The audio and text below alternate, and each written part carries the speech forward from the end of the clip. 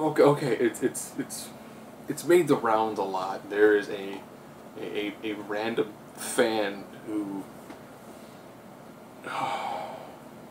took a picture in front of a billboard of a Fantastic Four picture that shows all of the characters.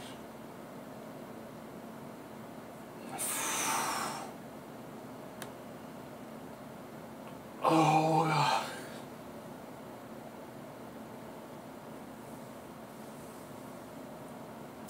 There are people who look at photos and like you tell the photoshopping is horrible. The Human Torch looks bad.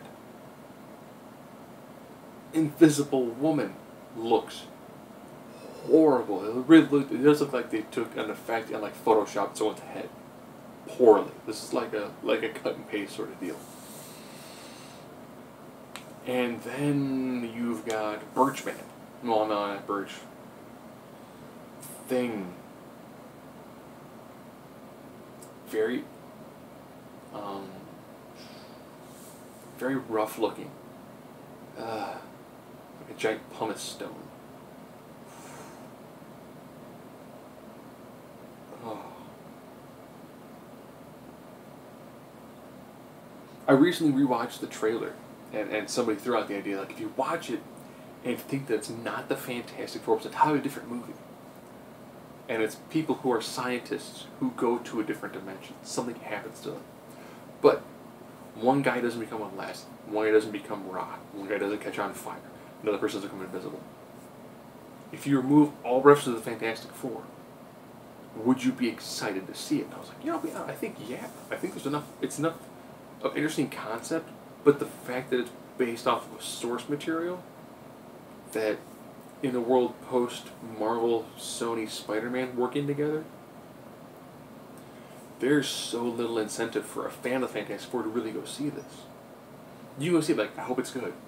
But if it's good, then they're going to do a sequel. And then they're going to prolong the amount of time until Marvel essentially can pick it up. Would you rather see two okay Fantastic Four movies?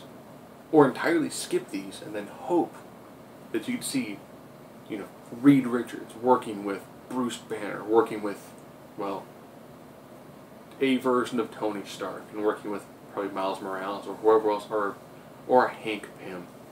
Do you want to see the Fantastic Four working with the Avengers?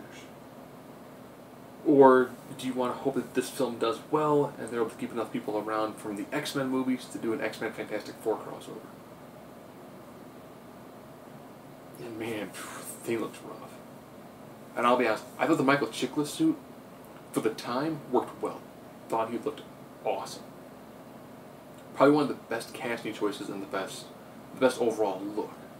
But this, the CGI run amok.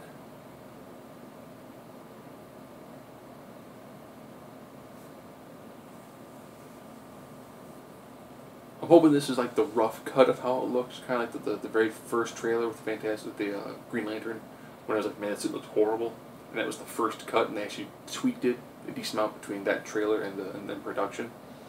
But by that time, so much damage had already been done. This looks bad.